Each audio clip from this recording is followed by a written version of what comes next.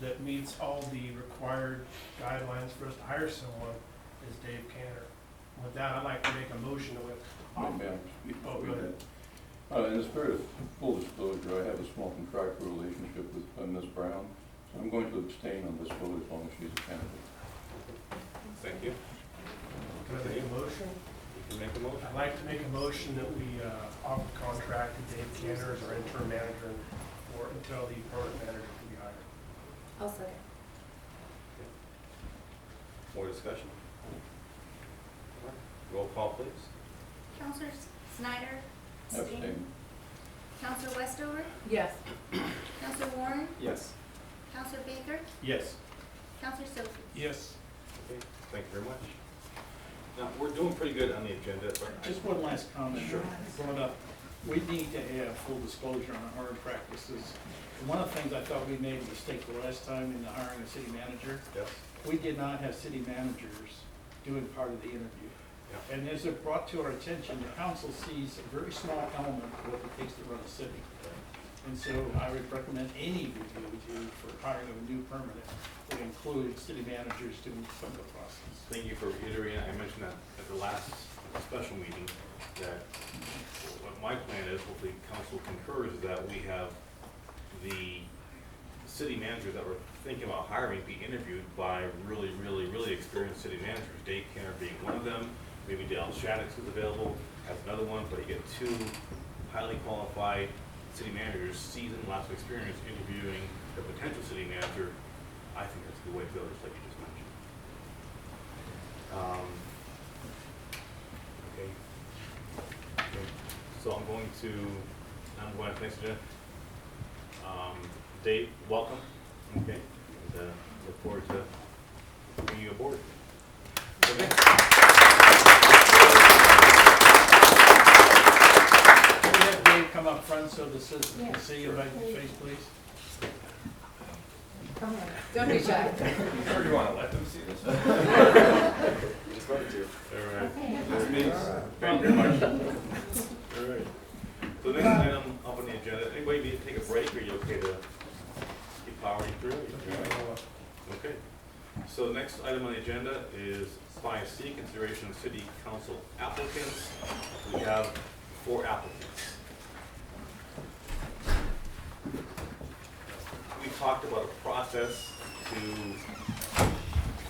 vote on applicants, and before we go through the process, I just wanted to open it up to some conversation. So we had talked about having some pre-formatted questions. We did, and I got an email, and I contacted city staff today, and not one person went to our website and submitted a question. Nobody. You know, I'd like to ask a couple of, why do you want to be on city council? Tell me about yourself, pretty generic questions, but there were no questions submitted, unfortunately. I don't have pre-formed questions, so you are more than ask your question. Let me just go through the process that we thought about. Go ahead. I think that you're right, we need to have each of the candidates come forward 5 minutes at a time, and then we'll talk about the process. But let's go ahead and get them so that we can see faces and see people. Okay, sometimes Sarah wants to go over the process first. Did you want to do that? During one of our former city council meetings, I believe it was Jim who brought up that he wanted to make sure that we asked all the candidates the same questions. Those questions were never formulated. I understand that nobody filled out the form for citizen input, but the question I think before us is, do we want to have 3 questions that we ask each of the candidates, or do we just want to ask questions really of each candidate? I would think you should ask the same questions of each candidate. So then I guess I would recommend, if folks agree with that, or Terry, you look I just have a question about that idea. I don't necessarily disagree with asking each of the questions, each of the candidates similar questions or the same question. I would like a little bit of latitude to follow up with you. Every single person is different, and I want to keep things uniform and fair, but different people have different things they can offer, I mean, we wanna know which person will serve the city best. And, sometimes, we need to get to know them a little better than just a generic 3 questions, that's all I'm saying. If we had a little bit of latitude, maybe to follow up, I would be more comfortable. So, Are you okay with that, guys? yeah, And by the way, it's 10 minutes per member, not 5, per candidate. I'm just looking at our time.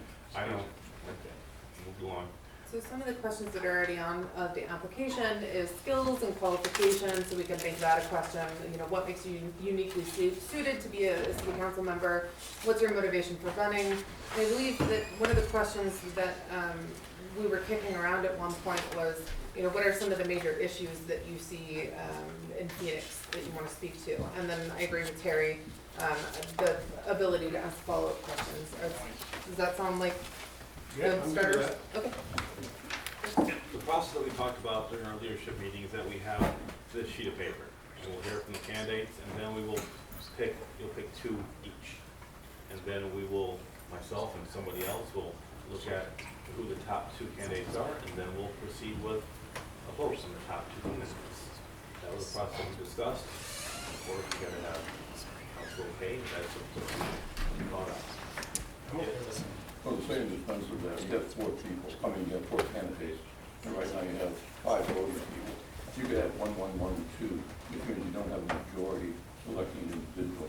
But if you condense 4 down to at least 2, you can at least get a majority of 3, 2, if not better than that. So I'll just pass a few down to 3, 4, 5, and they're all alphabetized. There you go. This is not good clarification. If we were to have a tie, this is not one of those cases where the mayor can break the tie. It has to be the unanimous by the council. This is, yeah, you understand that. So why don't we go in the order that we're listed on the ballots here? Why don't we have Pat Daly come on up and introduce himself?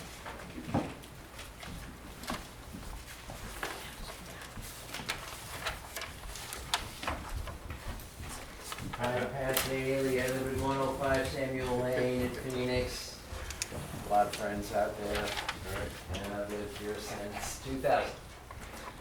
And I have 10 minutes, being an old radio guy, it shouldn't be too hard. Okay, so just a word or a little bit about myself, is that where you'd like to start? Or I was gonna say, tell us about yourself, and that's fine. I grew up in Washington, D.C., and I was the son of a music teacher, public school music teacher. She did that for 45 years. You saw the movie, Mr. Holland's Opus, that was her. She had students writing her till, she passed away. And my dad was a lifer in the Air Force, and so we moved around a lot, but D.C. was, and then actually he retired and went to college at age 42 and became a planner on Montgomery County Board of Education, which I was kind of proud of him for doing that at age 42. Anyway, so I grew up in Washington, D.C., and was quite the culture vulture there. I was exposed to music, and so that was my milieu, was growing up kind of in a cultural, artistic, academic environment. I wound up going to the University of Maryland, where I got a degree in music and a number of jobs there. And then decided to move to Kansas, where I got a master's degree. A lot of nice things happened in Kansas. I got a master's degree in music and got a job. I decided, am I going to get a PhD or am I going to keep eating Cheerios? And I decided that I would like to get a job. And so, one of the things I was doing at the time was doing a shift on a public radio station. And that public radio station, Wichita, Kansas, created a faculty position, music director, and so I applied for that job. I was enjoying radio, so I got into radio, which is publicly supported, a lot of public input, and all that sort of thing. I also at that time was kind of going through some philosophical questions, wondering, okay, what is life really about? Is there a God? Is there not? Who is he? What's he like? And I won't go through this long story, but I actually put my faith in Jesus Christ, and that's been my moral compass ever since. So if you want to know who I am, that's what I use as a guideline. I also met my wife there, wonderful lady. She also loved Jesus and loved the chamber music of Franz Schubert. And I thought, okay, this is an amazing match. We got married and had a kid. And then after we had a kid, we needed to move somewhere to have more room. That's how I came to Oregon. They had a job opening at Jefferson Public Radio, and they did a national search, and I applied for that job. And I got that, so I was on the faculty at Southern Oregon University for 10 years. I was doing classical music in the morning, and I was being the hip record dude in the afternoon. I was teaching classes also. After that, also taught some classes in the music department at SOU.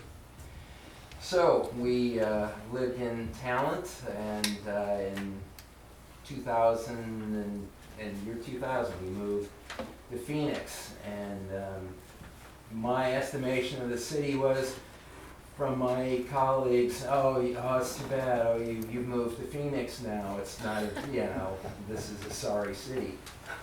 And I must say that perhaps that was the perception in 2000, but honestly, I think that since Janie Hale was hired at the high school, and current administration, I think what Jeff Bella was doing last night, I started seeing newsletters, what was going on, Phoenix City Council. I thought, oh, this is good. That's interesting. Oh, I like that. I'm glad that we're doing these things in the park. I'm glad we're doing all that's been going on. So I think that actually the arrow is going up. If I had to say Phoenix, Oregon, I see the arrow is up. I'm optimistic about what's going on there. I've been to the last 6 or 7 meetings that we've had since the beginning of the year, and I appreciate the guys, the experience you bring, the different viewpoints that you bring, and you're hardworking. And so why am I wanting to be, that's kind of who I am. I'm the father, still married to Margie. She's wonderful. She helps teach. Now I'm a privately, my own boss. I teach piano to kids young and old. So I'm self-employed there, and that's been going very well. This was made aware of to me at the end of the last year, since Chris was on the board and was going to be mayor now. And so, they'll need somebody to fill that spot. And so I thought, you know what? God's called us to engage the culture. And so I thought this would be one way that I could serve. I actually have no political agenda. I have no, I don't want to see more or less pot stores or whatever, I'm actually a neophyte. I mean, I've been on Boy Scout councils and of course public radio, and I've been on church boards as well, and reading budgets there, about the 10th of the size of the budget that you have here, which I've looked at, by the way, and looked at the city charter, and I think that actually the website is very well organized. I think the charter is well written, and the budget is actually easy to understand. I was surprised to find that we can make $11,000 in fingerprints. Wow.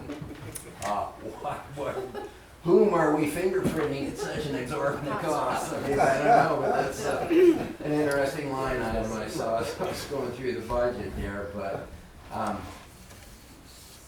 I think that I noticed that, yes, we do have a surplus in the water fund.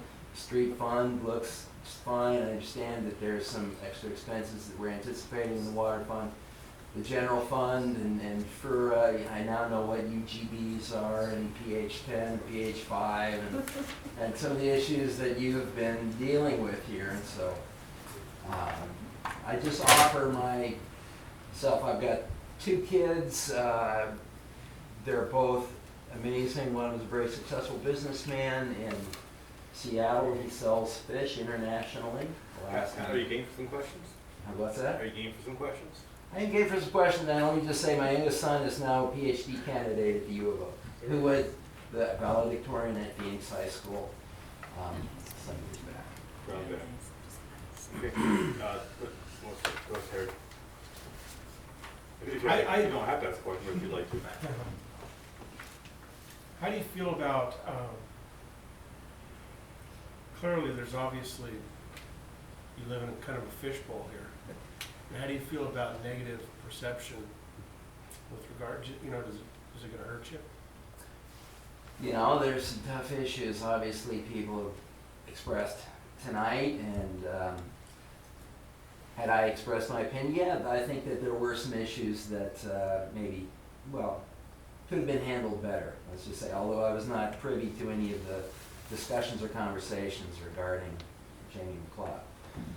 But, you know, I understand it comes with the territory. I shouldn't say what my dad said, but my dad would go to meetings like this and he'd come home and say, boy, I'm glad I drink. So, I don't do that, but, no, I think that you need to be able to listen and absorb that and not take it personally, and to be a peacemaker. I think that actually, as far as personal qualities, you have your type A people, B, C, D. I'm about an M. Honestly, I've been mad once or twice in my life. Thanks. Jim? Jim's Well, since questions you've are lived over. here for a long time, you've seen a lot of things, so I will ask you this. What are your own goals or observations you would want to accomplish to improve city living environment for our citizens? What can we do better? I would like to do anything that would get rid of urban blight and promote, you know, parks, trees, plantings, you know, neighborhood improvements, that sort of thing. That's, I know, very general and vague, but yeah, sometimes I think there are some places that could get bulldozed, you know, just to, wow, it should be an improvement. So if I have any kind of agenda, I think that, yeah, I would like to see the city looking nice. I live right behind Culver Park. If you threw the horseshoe too far, it would land in my backyard. So, and I appreciate the parks out there. I like seeing people out there on the weekends, especially having parties and a good time. I think that Blue Heron Park's a beautiful place. The Auto Park, the Autocaster Park. So these are all good things. I'm actually sorry about that one little thing that goes along Culver Road there between the railroad tracks and Culver Road. I thought the trees were prettier than the junky door fences that they put up. Anyway. Bruce, you usually like to go last, but we're going in order. Did you want to ask a question or two? Yeah, I'll let the rest of the councilors talk, because we have a little bit of time for it, Okay, so. fine. Okay, sorry. Yeah, okay, George. So we all sit on different boards and commissions as council liaison. Is there a particular commissioner or committee you are interested in? You know, I love to bike to work, and I bike on the bike path regularly. I love exercise, and so I like the bike path. PHURA is interesting, although I believe most of your committee assignments are probably taken, but I'd be open to whatever you have, but that would kind of be my area. Sarah? So I guess we're not asking 3 questions of each candidate. I guess we're just asking our own questions. So just confusing. Anyway, so I guess I would just ask one of the original questions that we were going to ask is any special skills or qualifications that you feel you bring to the table? I would hope that you guys would look for whoever man, woman would be someone who is discerning, understanding, has integrity, honesty, is gentle, peaceable, self-controlled, those kind of things. And I'm blowing my own horn here, but I think that those are qualities that I possess. So, Thank you. Thank you very much, Pat. All right, I keep that. Judy Gruhl.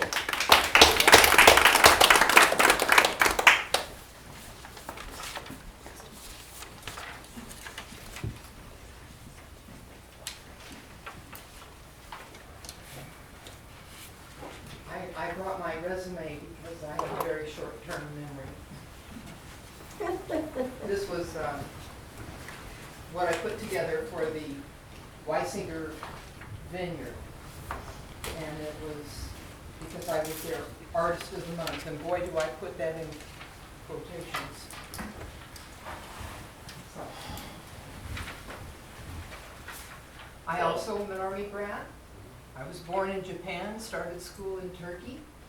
My father was in the Army, but we were stationed at a lot of Air Force bases, so I grew up with the mixed media, as you would say.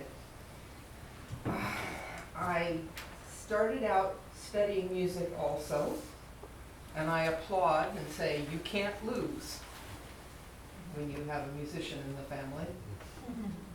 But I also went on to major in marketing and advertising. And I love that industry.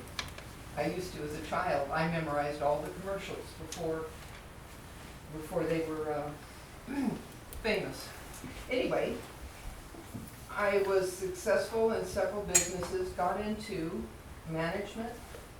I ran several businesses, including my own, which was a process control instrumentation out of Salt Lake City. And I was, because I was a woman, I got to bid on some projects that I wouldn't have gotten to bid on. They at least had to look at us. We didn't always get them because we didn't always have the best price or whatever. But in the 10 years that I ran it, we dealt with, $1.5 million a year, sometimes as much as $2.5 million a year. Projects for Amoco, Exxon, Kennecott, people like that. I ran international conferences. I worked with the Instrument Society of America, which is predominantly male, and I was elected president of local sections in Denver, up in Fort Collins, Colorado, and in Salt Lake City. So I've done that. And I was inducted into the who's who in executives and professionals in 95 and 96. I've paid my dues.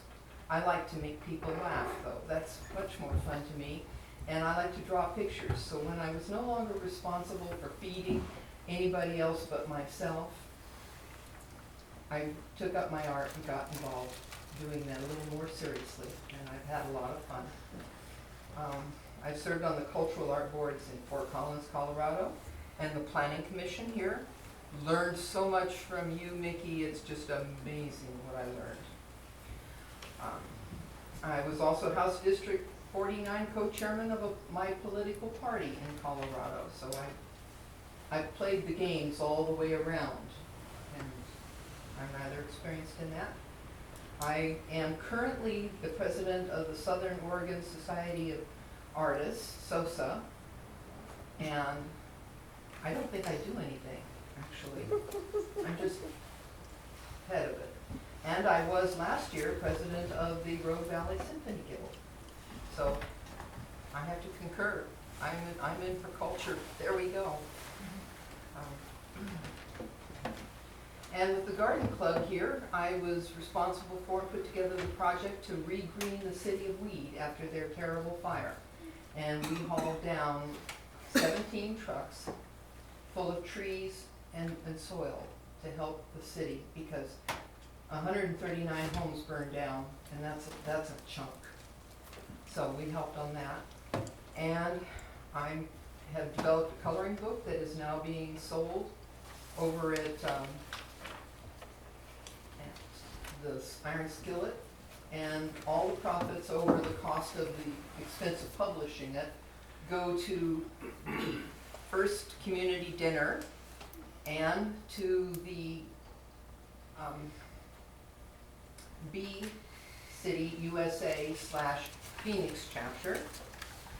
And I'm proud to say we're collecting a couple bucks here and there. I also have a book for sale over at the Bloomsbury Book Company. So I fool around, have fun, and enjoy my life. And Judy, can you tell us a little about White One Band Council and couple more minutes, and we're gonna open up the questions, okay? So, Oh, okay. tell us why you wanna be on council. I'm a lead follower, get the hell out of the way sort of person. When I think I can be helpful, I get involved. When somebody else is doing a fabulous job, darling, I love that better because it's much more fun to be a chairman than to be president. That's, I'm right, thank you. But right now, I feel like you need me. I did run 2 years ago, and I got 574 votes, which amazed me. Came in fourth, but you only needed 3 positions at that time, remember? And just a couple months later, I broke my femur, to which you see me waddling now like a penguin, but I'm getting better every day. And let's see. I think I bring both experience in management as well as I like to make people laugh. And sometimes just having a good laugh Cool. helps things get better. Okay. You open for some questions? Why don't we start in this direction this time? And sure. So Judy, can you tell us a little bit more about, what do you think are some of the major issues in Phoenix that you want to work to address?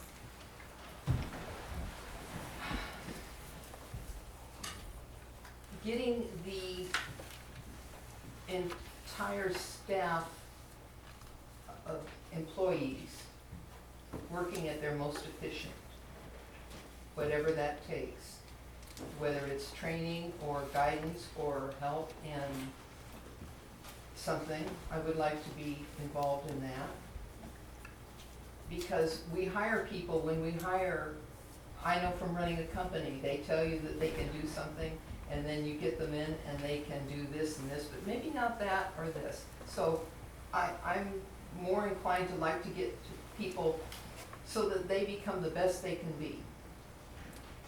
I enjoy people when they shine. I have some question for you. We all sit on boards or commissions. Which one would you be interested in being?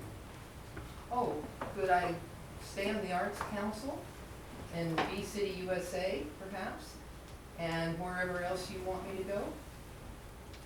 I've actually done work in a water plant, believe it or not, in processing the water plant. So I know a lot more about water plants than your average Joe might wandering in. So wherever you need me.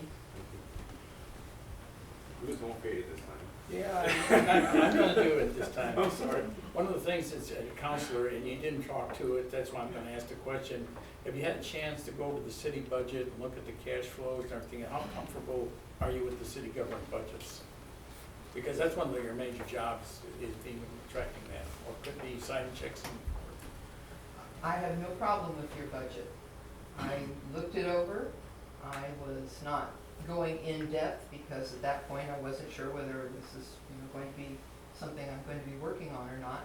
But on a peripheral appearance, everything appeared to be in fairly decent order and properly applied.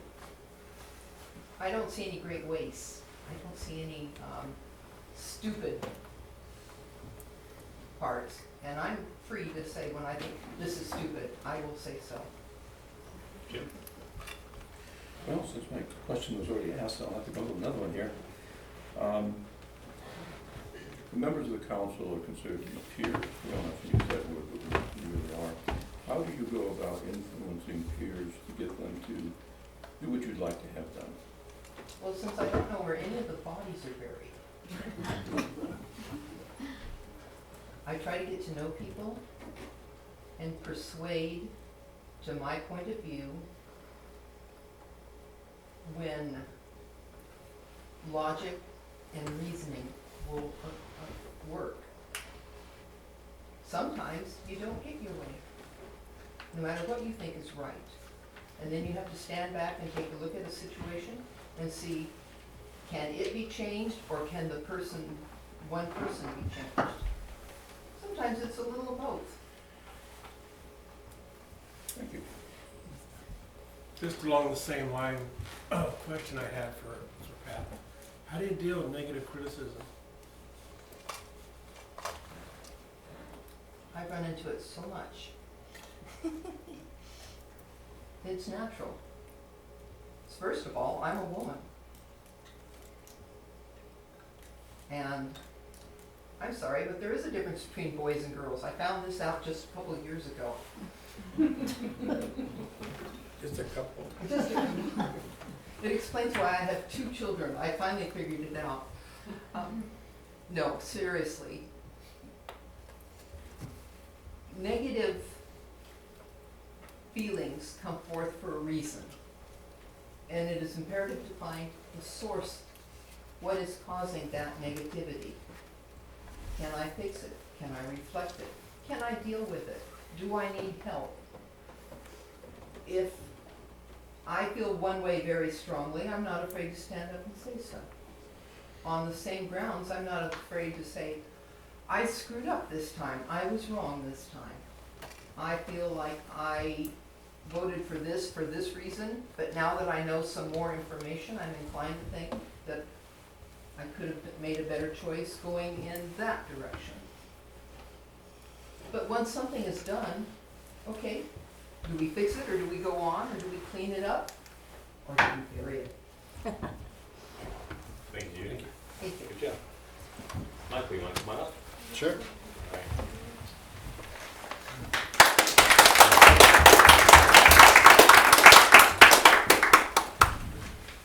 Well, hi, everyone. I'm Michael Shunk, formerly 134 Country Hill Drive, and as of next Monday, 458 Elm Street. I'm really excited to be here. Maybe I'm a little nervous. I'm used to speaking in front of 170 teenagers every day, and this is a little bit different clientele than I'm used to. I teach at the high school. I teach honors biology and conceptual biology there. I'll get into that in a little bit, and that's one of my major goals for hoping to be a council member is to increase the connection there with the high school. I was also Air Force. Both my parents were in the Air Force. I was born on Wright-Patterson Air Force Base. My dad was an aerospace engineer and changed into industrial engineering. My mom was actually a top-level security clearance Russian and Slavic language translator, and she outranked the doctor, so she got her own room for delivery, which was a benefit there. We moved around quite a bit also. She ended up being a CPA and a CFP, and I grew up in a family that talked about money at dinner. We didn't believe it was a social faux pas to do that. We believed that it was a responsibility of parents to share that fiscal understanding with their children. As a result of that, also besides teaching, I was a real estate broker for 8 years in Arizona. We did about $7 million infill development project in Tempe, Arizona, and sold about $2 to $3 million worth of real estate a year in property investment. So I have a large part of my set of experiences is based in real estate, infill development, kind of city beautification, zoning, looking at city general plans, things like that. We ended up settling in Arizona, and I originally was planning on being a doctor. I was looking at cardiovascular surgery. I went down to U of A, University of Arizona. Go Wildcats, by the way. I know there's probably a lot of ducks in this room, but just say Sweet 16 right now. Sorry, lost a couple of votes there, but whatever. Shooting my roots. Was pre-med major there. Biology was with physics, math, and chem minors. I got out in 4 years, which was amazing, I thought. And had internships with Phoenix Heart Hospital, and kind of got disillusioned by that.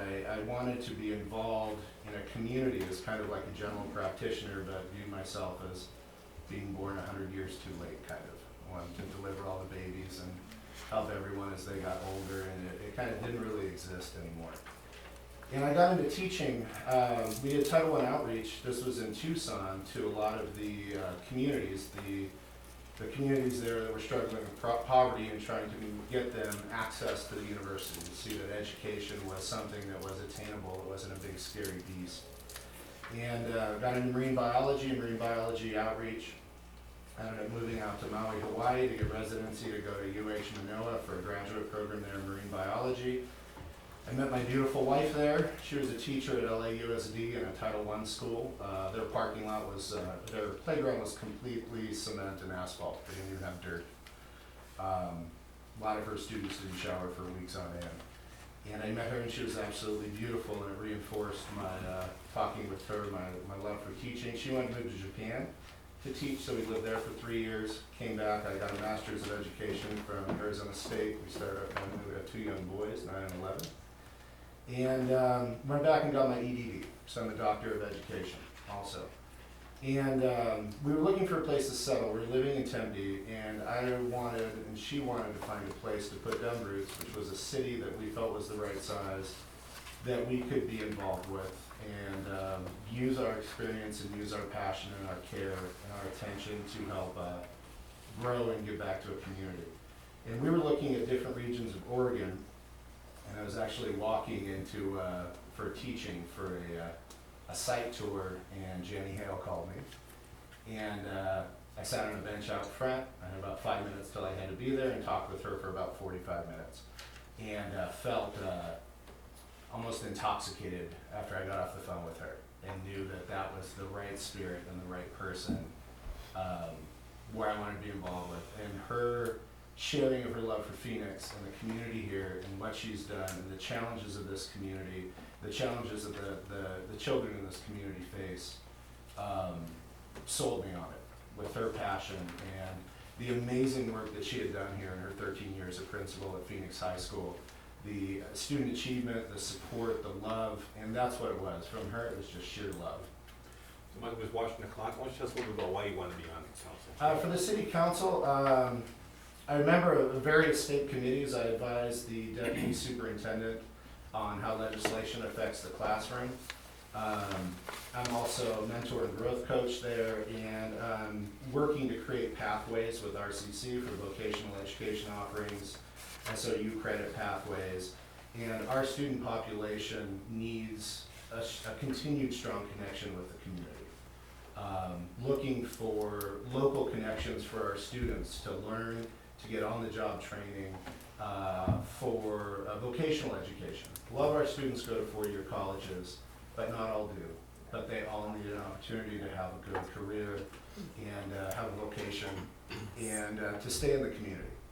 And so my hope would be a member of this committee, this council, would to be a champion for them and to try to create connections with them in the community for jobs, for vocations, so they can earn a living wage and stay in this community and contribute to the tax base, contribute to raising their kids here and being involved in sports and communities themselves here, and trying to enable some of those kids to be involved in education and to go get their degrees and teach in this community. And so as a role with the increased connections there, with the wonderful parade that happens every year, but to keep those, the business connections also, to see if they have outlets for employment here and training. And the other thing, my wife and I, with those roots of wanting to be involved in our community, after whatever your views are of the political cycle, I think we can all agree that the focus should be local, to take care of your community, take care of the people around you, and support them with every fiber of your being. So that's why I'm here. Thank you. Terry, you have a question? We'll go this way this time. Actually, I would ask you, like, how you feel about making unpopular decisions or popular decisions and how you deal with that. But in light of the fact you're a school teacher, I'm sure that you have to deal with that anyway, right? Yeah, it is. You get a bit of a thick shell with that. And my filter, I've been teaching for 15 years, and my filter is always what's best for the kids. And regardless of all administrators and everything that's gone on, that filter has served me well. And my filter as being on the city council would be like, what's best for the city? And that would be, my judgment and my experience with what I feel, but that would be my only filter, what is best for the city, same as what's best for the kids. Thanks. Jim? Well, that's the same question I just asked of Judy. How do you go about influencing peers? Because in this committee, you'd be one of the peers, you would. I think you need to have a good, solid background of what you're talking about, number one. I think it's just rational discourse also. I've had a lot of, I again advise the governor and the deputy superintendent on legislation in Oregon education. And it's being methodical, it's being respectful, it's listening before talking, and trying to digest all viewpoints of something before you really come to your opinion. And then you try to share it in a rational public discourse too. And get all minds heard and get everybody, all the different facets of the diamond working together. Hold on, I almost made a bet. All the facets of the diamond working together to shine. I knew it was going to be cheesy halfway through, but I had to finish it. Sorry. Real quick, list what you think the strengths and the weaknesses of the city and what can you do about that? The strengths I see, we actually had a big meeting this morning about resiliency. And from what I see with the students and the community is a lot of them face a lot of adversity and a lot of what we call adverse childhood experiences. And the resiliency of a lot of our students to stand up and to work hard and to care and to support their community and themselves, I think is one of the most beautiful strengths. What I think we need to work on, what I see, and for what I see from our school district also, is to really work on our identity. What do we want to be known for here in the Valley? And I see a really interesting dichotomy between Ashland and Medford, and I think Phoenix, we have a lot of amazing opportunity to really define ourselves as a continually special place, because I know we are a special place. But to keep building that. I'm gonna ask the budget question. Have you had a chance to look at our budget? I have looked at the budget, and I've got some budget experience with the infill development project, CPA. My wife and I have property investment also. That's the other aspect besides the education would be my experience with that planning. And if there were a committee, a planning committee to look at that also, or Parks and Rec, I think would be something I'd be very interested in taking part in. Okay, thanks. I'm going to ask a more specific question because you talked a lot about your experiences at Phoenix High School. I recently met with the Multicultural Club at Phoenix High School. They're a great group. And they were expressing concerns. They said that nearly 50% of the high school population there is Latino or students of color. And here in Phoenix, we have one of the highest proportions of people of color in the Valley. And I guess, some of the concerns that students had raised is that they were experiencing isolation and acts of racism in their community at the local high school. I guess my question would be, how would you respond to that at a high school level or within our broader community? What are your views about kind of bringing people together at that level? Well, I think Jenny Hill made amazing strides there. We're less than a 2% graduation rate difference between minority and non-minority population at the high school. I work closely with the ELD teachers there. I don't need instructional assistants for our ELD population in my classroom. I make them immediately feel welcome. I was actually asked to head the Latino club this year. Pablo Garcia, the one that he'd been talking about having kind of a student liaison here also. He was in my freshman advisory, and I noticed he was one of the students that kind of got along with everybody and talked with everybody.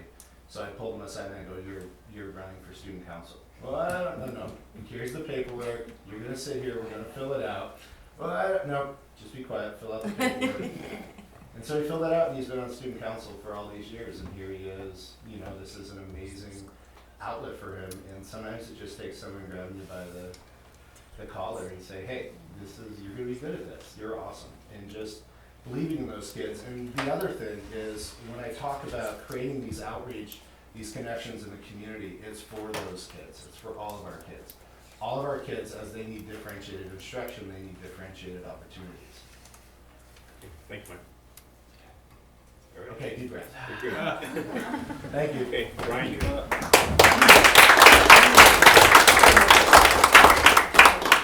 Mayor, looking at our time, I'd like to go ahead and extend for 30 minutes and get that done so we don't interrupt in the processing. We have a couple things we do have to do. At 9 o'clock on the rolls around, we have to. You can do it now. I know, but I'm just telling you, at 9 o'clock, you have to extend the meeting in order to go That's fine, past. that's my recommendation. In To order to extend go past it. 9 o'clock, we need a second to do that. Second. Yeah. Thank you. Roll call. We need to vote. Counselor Baker, Yes. Counselor Snyder, Yeah. Counselor Westover, Yes. Counselor Warren, Yes. Counselor Soki. Yes. Yes, I just didn't want to interrupt Brian I in the understand. process, because we're going to have to go to vote after that. It's a great idea. Okay. Brian, tell us about yourself and what you want to be in the council. Okay, I grew up here. My grandfather was born in the neighbor's kitchen.